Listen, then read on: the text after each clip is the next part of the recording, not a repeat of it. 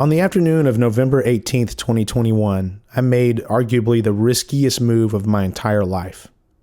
You see, on that day, I decided not only to quit a job that I had for 11 years and one that was, very well regarded, well paying, and well benefited, but I also quit my entire career, a 15-year long career, and I did so because of a silly YouTube video. You're being guided by your angel, your higher self here, for whatever reason, and it's like, I quit.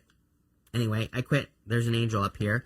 You're just gonna have to take my word for it, apparently. But that sentence right there, I quit. There's an angel here, and I quit. That sentence, that's the reason. Literally the next day, I got on the phone with my boss, and I told him, this is the last project that I'm going to be on at this company. I finished out that project a couple months later, and lo and behold, here I am speaking to you right now, officially unemployed for the first time since 2007.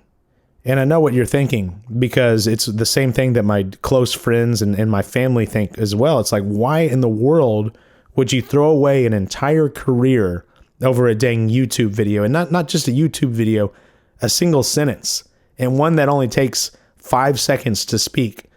Well, it's a simple answer. Faith. And when I think of what faith means, to me, it's paradoxical in nature. It's, in my opinion, one of the toughest nuts to crack. To have faith, you need to completely trust in something and have complete confidence and complete assurance in that thing that you have faith in, right?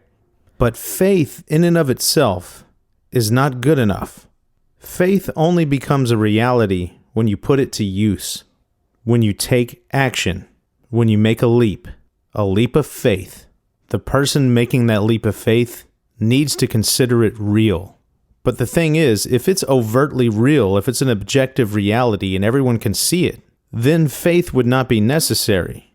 There is no faith. There's just knowledge and understanding. So in a very weird sense, to have faith is to believe that something is real, knowing that it can never be proven so.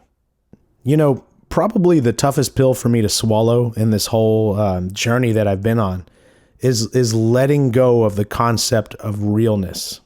I mean, one of the first critiques that I got on my podcast was actually from a dear friend of mine, someone who is spiritual and who's very intelligent and whose opinions I really appreciate. She actually flat out told me, hey, this is cool and everything, but it's in large part anecdotal. And even though I knew she was right, I still, pushed the matter and released this dang episode, the Realer Than Real episode, where I go on for like an hour plus about trying to prove an objective reality. And y'all, I did research like crazy. I mean, I'm looking at a 900-page book right now that is like clinical studies about mystical experiences. And it's like, despite this fortress that I was building with all of this proof and evidence, this and that and everything, they can be completely torn apart by two very, very simple arguments. And they are as follows. Number one, my recovery was a self-fulfilling prophecy. That is, before I began my journey in the first place, I viewed my nihilism as the reason for all my issues. So regardless of how I found belief was inevitable. And all that psychedelics did was accelerate that process. Bottom line, my subconscious knew what was lacking, and psychedelics opened the window for my subconscious to deliver that. Open and shut case right there. Boom. But then moving on to the second point, I mean, I took a mind-altering substance. I mean, what did I expect? Of course, I'm going to see and experience amazing things, right? There's no mystery here. And you can try all you want to counteract those two arguments, but it will only lead to heartbreak. And trust me when I say that, because it happened to me. I had a public emotional breakdown trying to dismantle those two arguments. And that's where the story of how this all happened kind of starts. So I had a bachelor party, for my wedding. I eventually married the woman who inspired this whole journey, right? So I'm at my bachelor party, and someone mentioned something about my psychedelic trips. keep in mind that I am, I think I had just finished recording the Realer Than Real episode. So I'm all charged up. I'm emotionally charged up. I've got all this evidence. I'm so excited about it. It's awesome. So the second someone mentions my psychedelic journeys, I start launching into about how it's real. Like I really did see God, and he does really exist. And I talked to him for 2.5 hours. And, I had some friends at the party that weren't having it.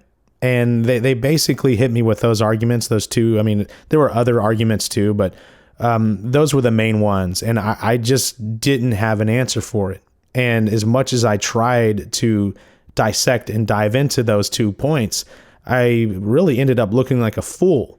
All the research, all of the analysis that I did and theorizing and hypothesizing and all that stuff, all of that went into the garbage bin. And I was reduced to a person who was just yelling and really made myself look like a fool, big time.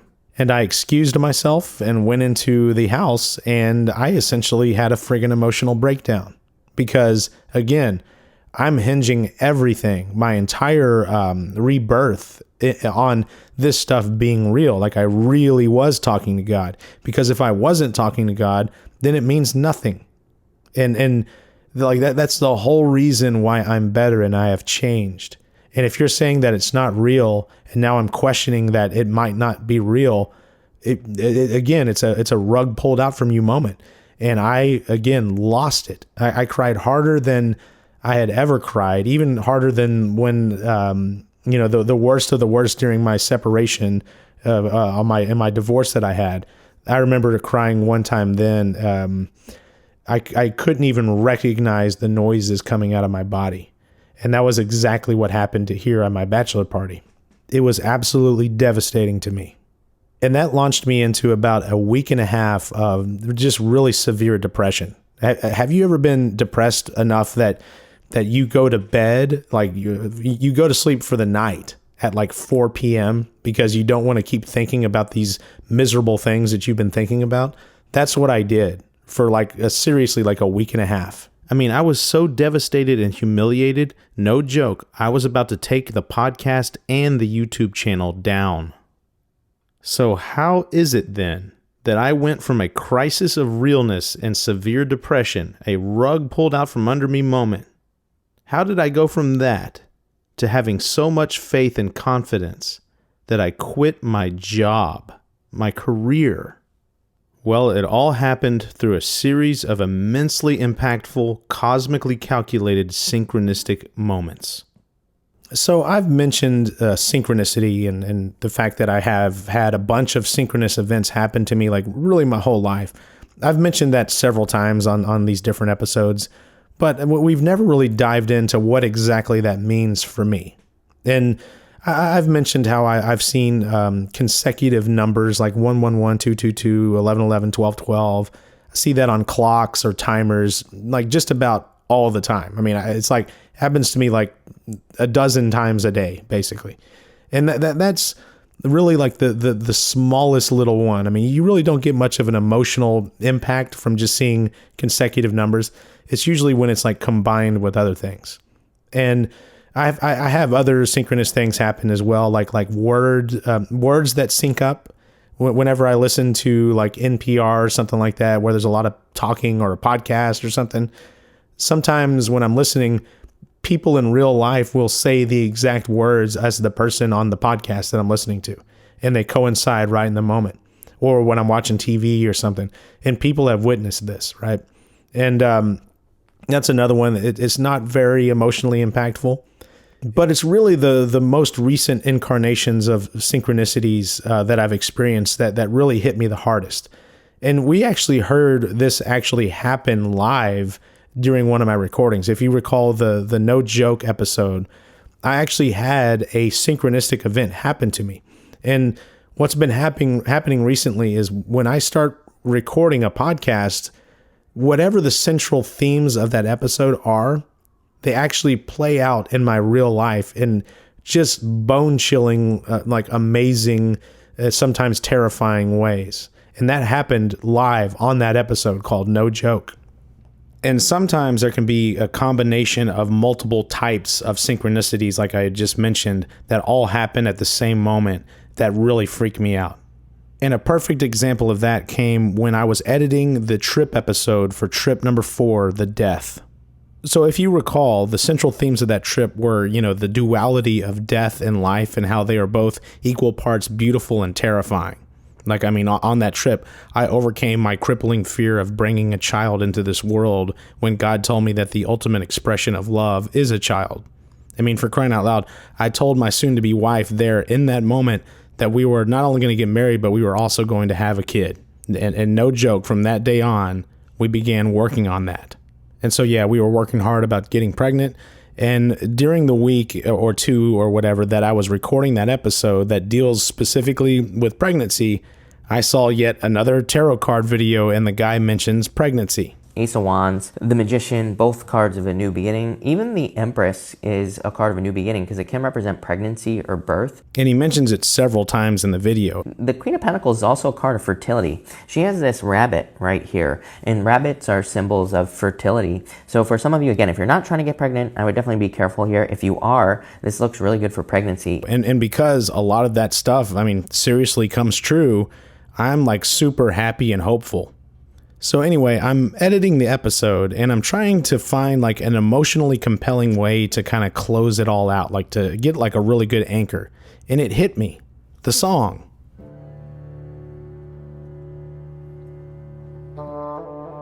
That amazingly beautiful bassoon concerto that I discovered the day of the trip. The song that perfectly embodied all of the deep emotions that I experienced on that trip. I should splice that in. That's the anchor.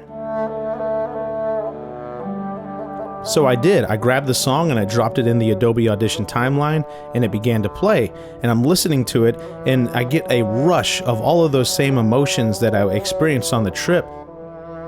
And I'm just in tears at the beauty. The beauty of death, life, and the sacrifice of creating and rearing life through pregnancy and parenting. Those were the central themes of that trip, and I was reliving them all in the moment. And at the peak of this beauty, this reflection, I suddenly remembered where I had heard the song in the first place. A Radio Lab podcast episode called Octomom. And immediately after that realization, I got a text message. A text message from God.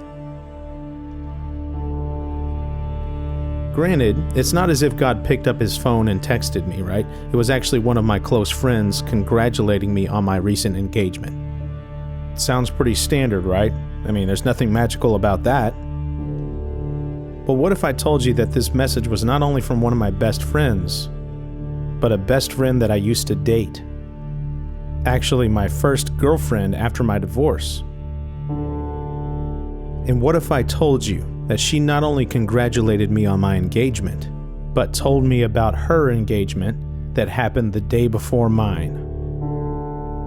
And further still, what if I told you that she went on to mention the fact that they were expecting a child?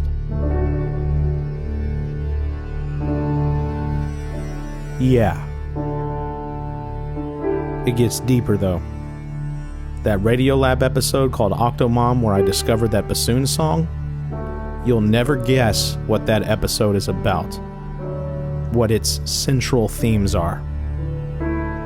The beauty of life, death, and the beautiful sacrifice of creating and rearing life. Yeah. And if you think we're done here, we're not.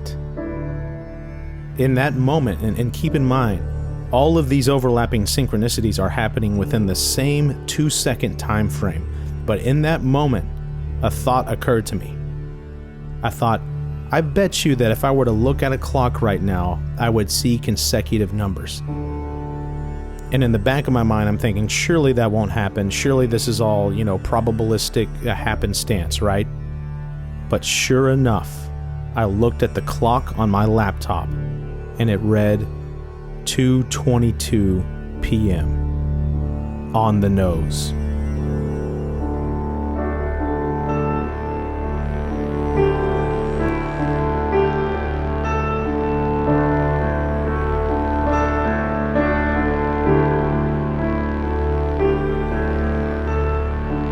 Yeah. Now I am utterly dumbfounded.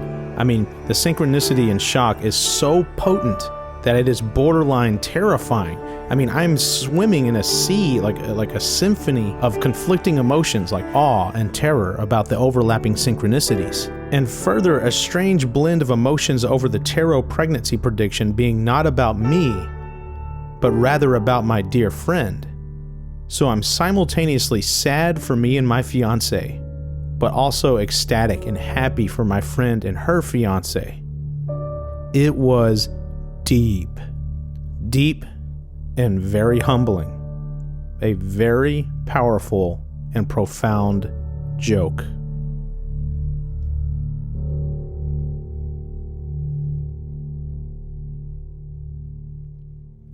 Now, I really tried hard there to draw you into what that felt like. I mean, it's very hard to explain the actual feelings of what's going on and get you to feel what I felt.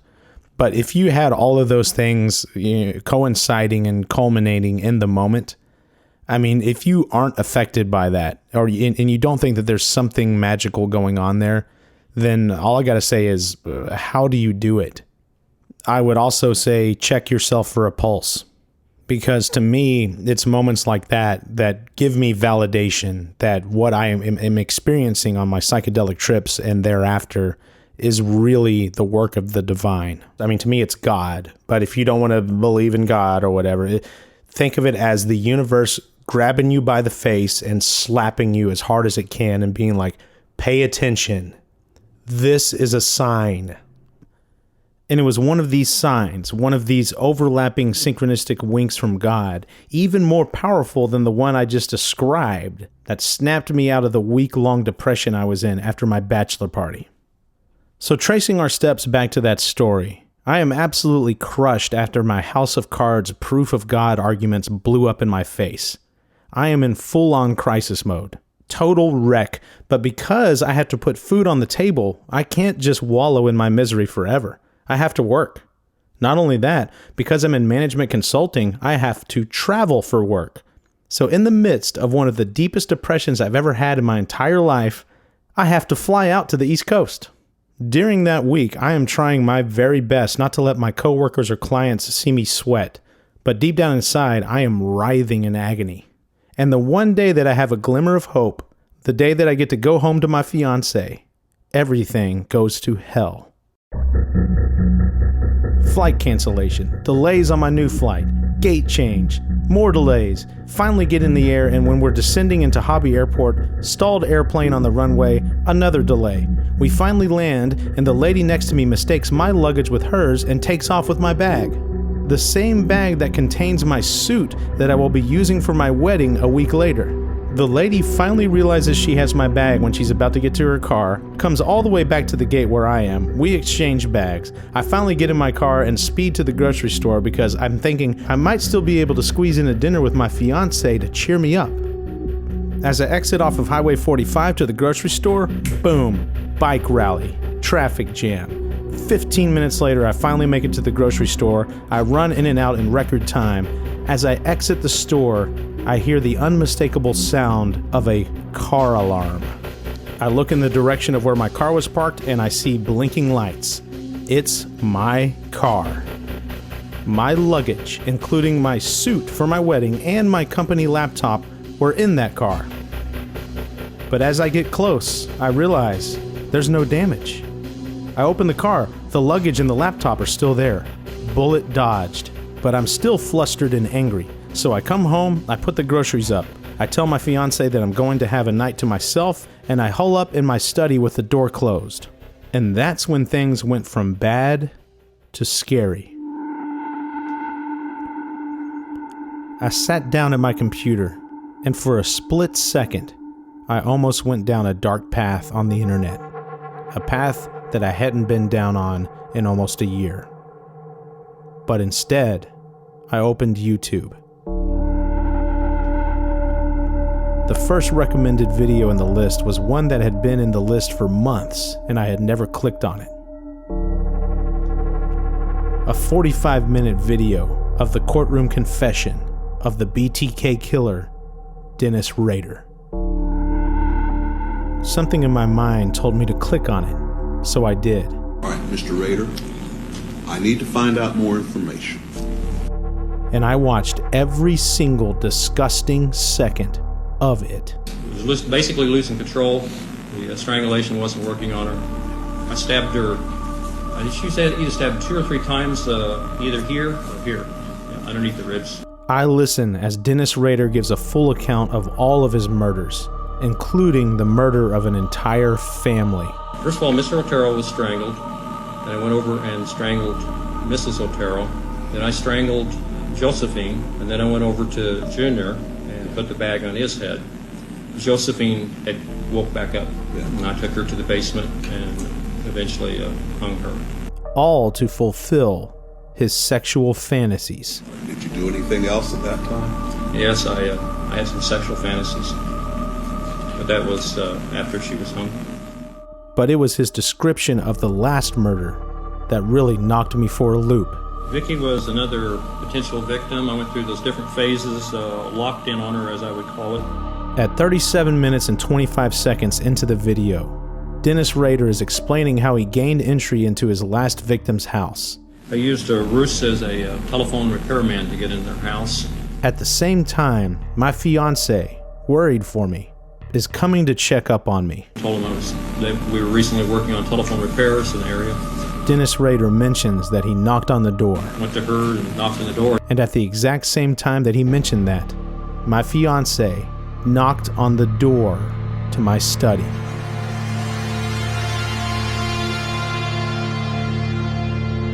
I was absolutely flabbergasted. And because I didn't believe what just happened, I waved my fiance over to my computer and rewound a few seconds so she could see what he just said. The words knocked on the door. Went to her and knocked on the door and asked her if I could come check her telephone lines inside. Yeah. But that's not even the creepy part. The next evening, I finally made the dinner that I bought the night before. My fiance and I were eating and doing what we sometimes do, watching a show in the background. This time it was Schitt's Creek. I expressed to her that I was feeling a little better and that the synchronistic moment of her knocking on the door at the same time Dennis Rader said knocked on the door was another cosmic wink from God that gave me validation. But I couldn't even finish my sentence. When did that house even go up for sale? Because at the exact same time Well, technically it didn't. that I said knocked on the door, But after the 4th time that we drove by it and you commented that it reminded you of Kate Winslet's cottage from The Holiday.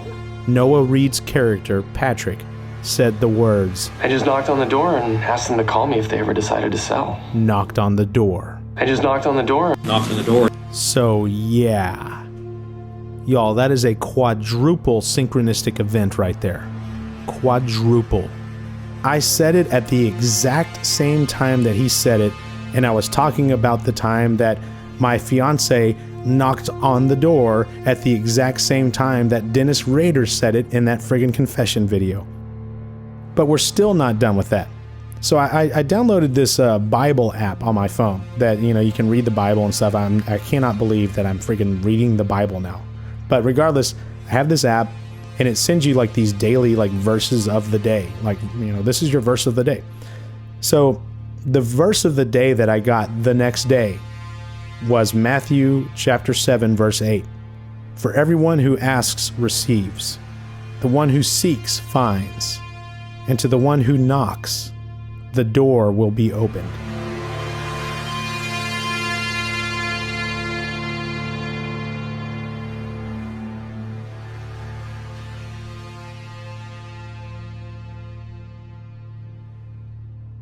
And you can try to sweep this under the rug with any amount of statistics this or science that, whatever. If you have a soul and you experienced what I experienced, and you're not caught up in that moment and you don't think it's real, check your pulse is all I got to say. That, straight up, y'all, was God knocking on my door saying like, hello, Andrew, listen up. I'm still real. And even though you cannot, prove like objectively through science or logic that I am real, I am because you have faith. Trust in your faith. So that was critical because it put me in a position where I believed again. And this newfound belief, which is much more deeply rooted, is what teed me up for actually taking the action and making the leap of faith of quitting my job. And if you still are not convinced that something magical is happening there, well, just imagine like 4, 5, 6 of these kind of synchronistic events that are on that level where it's multiple overlappings happening in the moment. Eventually, you're going to be like, what is going on? And y'all, that is exactly why I quit my job. One of these synchronistic events was so jarring in the sense of you have to quit and you have to quit now, that the rest is history. I quit because of it. So what happened? So this thought, it really kind of started back in, like late March or even early April of 2020. Like, I don't think, I didn't, I had not even done the Our Scars Are Important mushroom trip yet. And I'll never forget, I was in the shower and all of my deep thoughts hit me in the shower in the morning, right? And I had this thought that just popped into my brain about like, what if this podcast is your new life? And I remember it just was like a throwaway kind of thing. It's just like, I kind of laughed it off. I was like, yeah, that's hilarious. Stupid. Like, no, it's like, that's not going to happen. Well, I had also, again, I've been watching these silly like tarot card videos and stuff like that. Right around that time is the first time I saw this concept of a new path. But I remembered that one tarot card video that my friend sent me that was so incredibly prophetic about, hey, you're going through a ritual cleansing that involves vomiting, which is exactly what happens with ayahuasca. Like, this guy like predicted it to the T, and he was right in saying that I was going through a transformation that would change me for the rest of my life. And it's like this is the old Andrew. And starting from this moment, there's the new Andrew. And he mentioned like this new path that I was on. And so I started thinking to myself, like, what if this really is my new path? Like, what if I went through the gateway here and this is it? But again, in the back of my head, I'm like, dude, you have a really good job. I was between the devil and the deep blue sea there, right? I couldn't really do much. So my plan was to just keep the podcast going kind of under wraps and wait to see if it starts to become big. And if it starts to become big, then I will quit. But again, every week that I tune into these tarot card video things, I'm continuing to get the same message. It's basically like, hurry up and go down this path and you're going to be supported. You just need to do it. You need to make a leap of faith. But again, I'm like, not too risky. I'm just going to keep to my original plan. Well, one day I tune into this guy's videos and he says something that kind of scared me. He basically said, hey, look, you're getting this message again about, you have this new path and you need to go down it and you'll be supported. But then he added something that scared me. He says, this is giving me vibes of like almost like the universe delivering you a message for the second time. Like let's say you've had a dream about a business that you want to start and then you didn't do it. That's like what's popping into my head with this. It's almost like the universe is like saying, hey, wake up here. It's like I feel like the universe is like trying to say, hey, like hey, this is your last chance. This is your last chance. This is your last chance. So I thought to myself, okay, fair enough, but I still don't know how predictive or how much to trust these videos and stuff. I mean, you'd be putting a lot of faith, too much faith, into a dang YouTube video. So I just kind of put that in my back pocket, right? So while all of this is going on, one day out of the blue, while I'm at a work-related team dinner, a thought popped into my head about a friend of mine from junior high. Really an ex-friend. You see, we had a falling out in 8th grade. Basically, I chose a path that left him and a few other friends kind of twisting in the wind, and he justifiably took offense. Bottom line, I assumed the guy hated me and we didn't talk for about 25 years. We weren't even Facebook friends. And let's just say that his name, we're making up names here, right, is Scott Blankenship. Anyway, I'm at this team dinner and I randomly think about him and have the sudden urge to want to connect with him. And right when I'm having that thought, someone I'm eating with, a team member of mine, asks about a new guy who had just joined the project. We all knew his first name was Andrew. I was actually one of 3 Andrews that were on the project, but nobody knew his last name. Everybody took a few guesses. Someone was like, hey, I think it starts with a B. It has like 4 syllables or something like that. And finally, someone just takes out their phone and thumbs through their email and finds it. And that's when my coworker shouted out, "Ah, Blankenship. Andrew Blankenship." A combination of my name and my friend's name, right in the moment when I was thinking about connecting with him.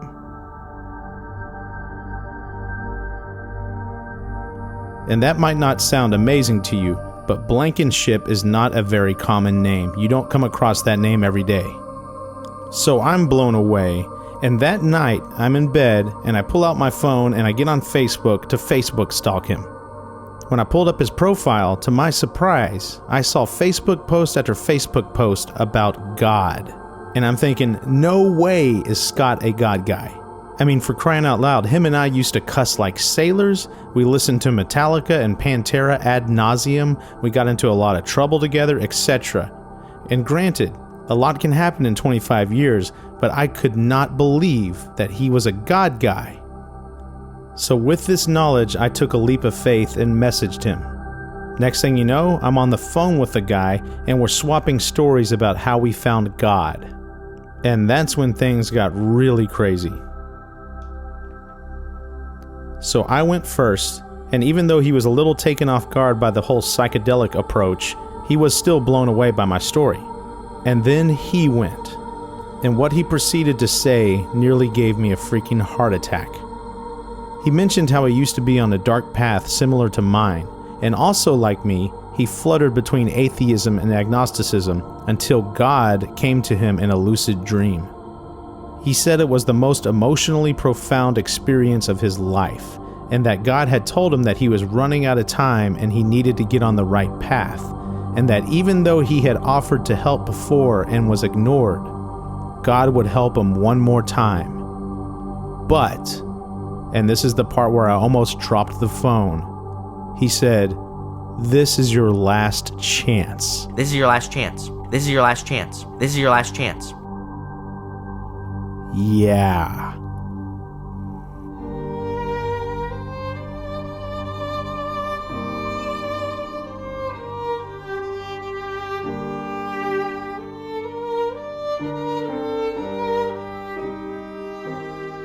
It was that very next day when I found that other YouTube video where that guy says, "I quit."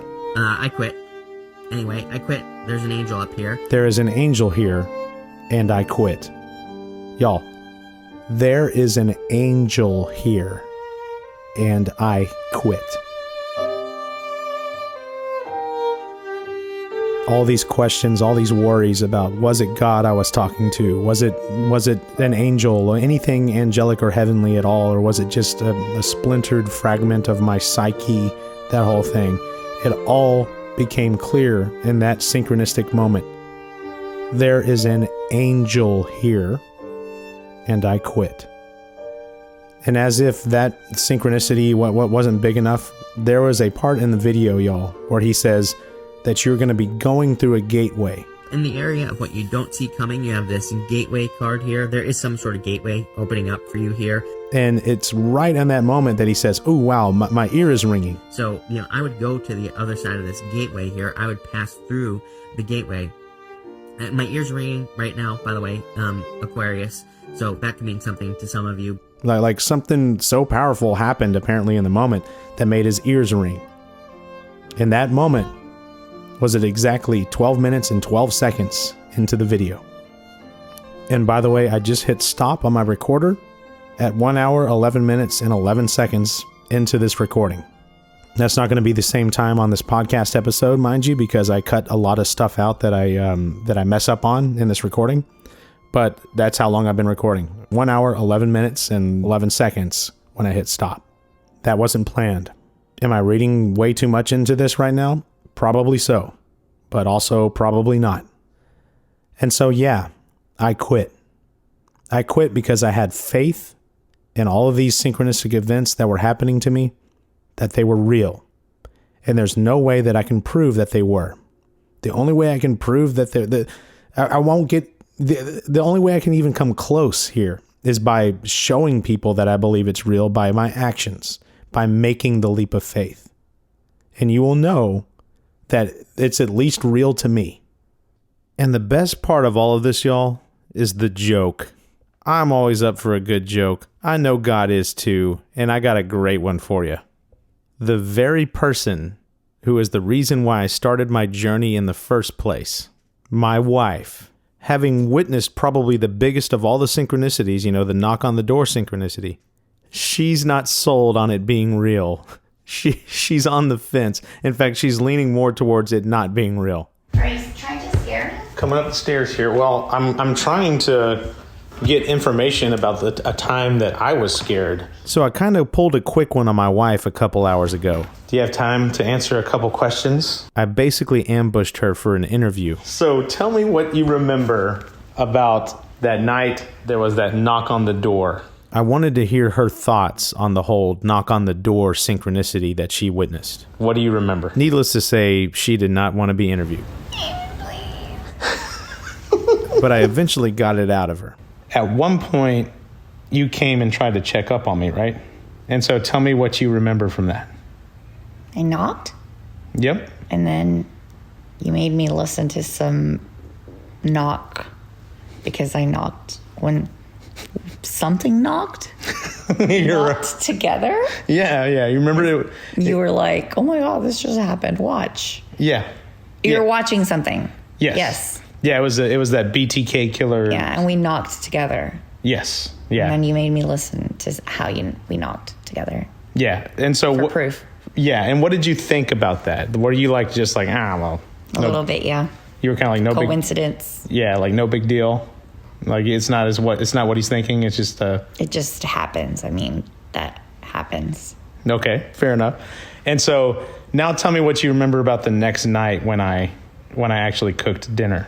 Remember we were watching Schitt's Creek was in the background? Oh, yeah. And the knock happened again. And I still was a little, I don't know, I guess until it happens to me, I don't really. But you were... Yes, but you had to show it. It's not like I caught it. It's not like I was like, oh my God, you knocked with a... You know what I mean? It's not like it happened that way. But you're the one that catches it. Fair enough. But think about this. I was talking about, I was rehashing the synchronistic knock thing from the day before, right? And so I was bringing that up again. I was like, isn't that crazy how you knocked on the door right at the same time Dennis Rader said knocked on the door, and then right as I'm bringing that they said the word knock. No, he says knocked on the door. Oh, okay, yeah. You remember that? Mm-hmm. Yeah, I mean, I remember. It's not like I caught it either. You had to rewind it for me and see, because you were like, oh my God. But I rewound it and you did see it. Yes. Okay, so you are validating that both of these did happen in real life and that you saw them. Yes. Hold on, say that again. Yes. Yes. Okay, that's all I needed. Y'all, I recorded that little clip today. I'm sitting here recording this right now, and I recorded that little clip right there with my wife on my phone a couple hours ago. And you want to know something really crazy? Another joke happened right after that. Tell me what just happened. I was thinking I wanted donuts. Okay. And I texted Floyd, I need donuts in my life. Donut asked me why. And then at the same time, the one on Walking Dead, the one with the British accent, mm-hmm. She has a brother. Yeah. She said donut. Okay, I'm going to come up and we're going to hear this. So you got to rewind it for me. Okay. This is big, y'all. This is big. I think that Layla is about to believe. I think she's about to believe. We'll see though. Hold on. Rewind it. I want to hear this. I want to hear it. Okay, so I'm looking at the donuts on her phone right now. Oh, there. Look. See, it's probably right around here. Turn it up. Hi. How you doing?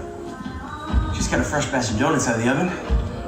I'm actually looking for someone. Ah, was that it? Ready, boss? Should I run it over? Ladies and gentlemen, we just witnessed Layla's first synchronistic event. It's probably happened to her like most of her life, and she hasn't really noticed until I started pointing stuff out. But regardless, this is the first one that she's noticed.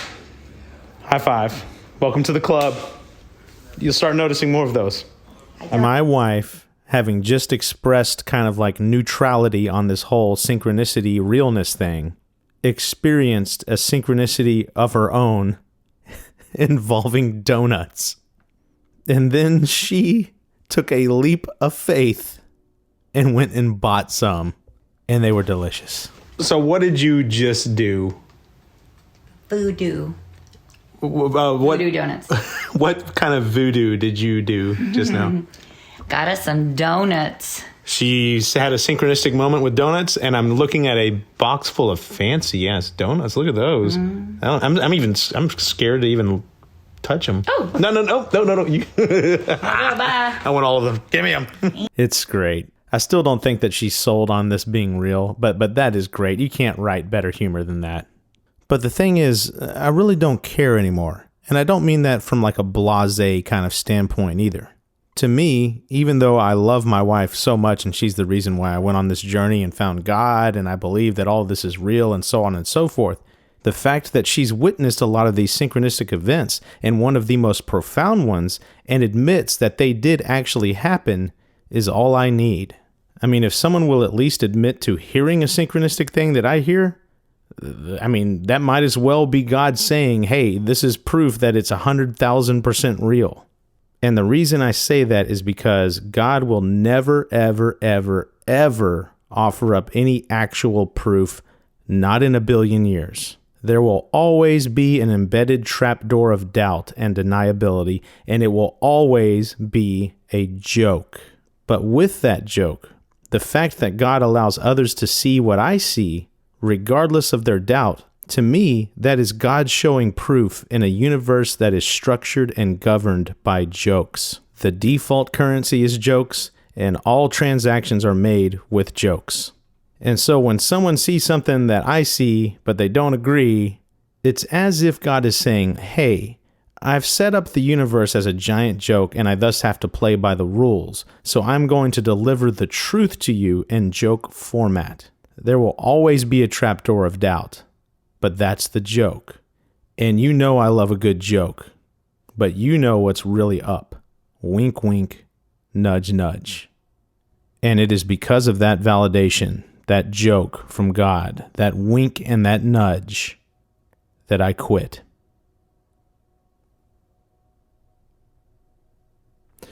More podcast episodes to come.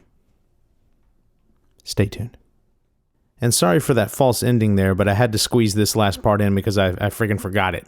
With all of this stuff, all the synchronous blah, blah, blah, and this, that, and the other, and all this, what is real and what is faith and all is blah, blah, blah, blah, blah. I have to revise my idea of what is real, and therefore I am going to redefine what real means, at least to me. Throwing objectivity out the window here, I now consider real to be that which one considers serious enough to either alter behavior or take action on. And I know I just ended a sentence in a preposition, sue me. In short, to quote Ted Nugent, it's not about objectivity, it's about subjectivity. And I'm the subject of the tivity. Thank you.